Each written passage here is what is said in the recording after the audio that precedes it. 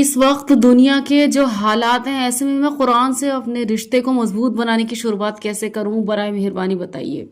دیکھیے، سب سے پہلے آتھینٹک احادیث کی کتابوں میں جو قرآن کریم کے فضائل نام سے ایک چیپٹر ہے،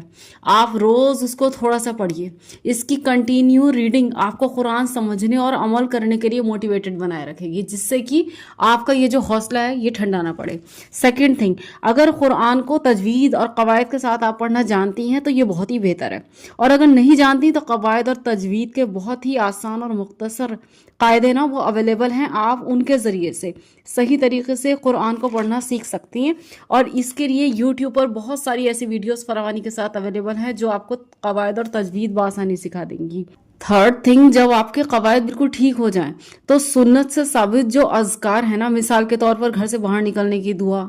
کھانا کھانے سے پہلے کی دعا، کھانا کھانے کے بعد کی دعا، سوتے وقت کی حفاظتی اذکار، ایک ایک کر کے ان سب اذکار کو جو سنت سے ثابت ہیں اور پریکٹیکل لائف میں ہمیں یوز کرنے چاہیے، ان کو معنوں سمیت آپ حفظ کر لیجئے، کیونکہ یہ بہت چھوٹی چھوٹی دعائیں ہیں ان کو یاد کرنا بہت آسان ہوتا ہے۔ یہ ساری دعائیں آپ کو حدیث کے حضور صلی اللہ علیہ وسلم سے منقول اذکار اور دعائیں نام سے ایک چیپٹر ہے، اس چیپٹر میں آپ کو یہ بآسانی مل جائیں گی۔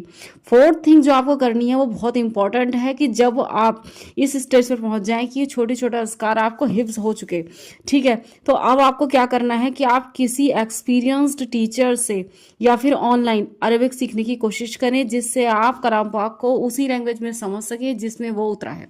اور اگر آپ کو یہ کرنے میں ابھی ٹائم لگ رہا ہے اور آپ جاننا چاہتے ہیں کہ قرآن کریم کیا کہتا ہے، تو اتنے ٹائم میں آپ قرآن کریم کی تفسیر کے ذریعے سے اس کو سمجھنے کی کوشش کریں، اور جہاں آپ کو سمجھنے میں کوئی دقت آئے وہاں فوراً اساتذہ کی مدد لیجئے، سنتوں کو سیکھیے اور انہیں لازمی طور پر اپنی زندگی میں عمل میں لائیے، کیونکہ حدیث کے ذریعے سے اور سیرت نبی کے ذریعے سے ہم سنتوں کو سیکھتے ہیں، ان کو پریکٹیکل لائف میں اپنی لاتے ہیں، اور ان نبیوں کی لائف میں کیا اپس اینڈ ڈاؤنس ہیں، ان کا سامنا انہوں نے کیسے کیا، اللہ نے حضور کے ذریعے سے ہمیں کس طریقے کی لائف سکھائی، یہ سب ہم قرآن کے ذریعے سے سیکھتے ہیں۔ اس طرح اسٹیپ بائی اسٹیپ فالو کر کے آپ قرآن و حدیث سے فائدہ اٹھا کر اپنی لائف کو پوری طرح سے چینج کر سکتے ہیں، اور اللہ تعالیٰ سے اس دور میں جس میں بہت زیادہ ضرورت ہے، اللہ تعالیٰ سے ایک مضبوط تعلق قائم کر سکتی ہیں۔ Hope it will be the answer of your question. جزاک اللہ خیر۔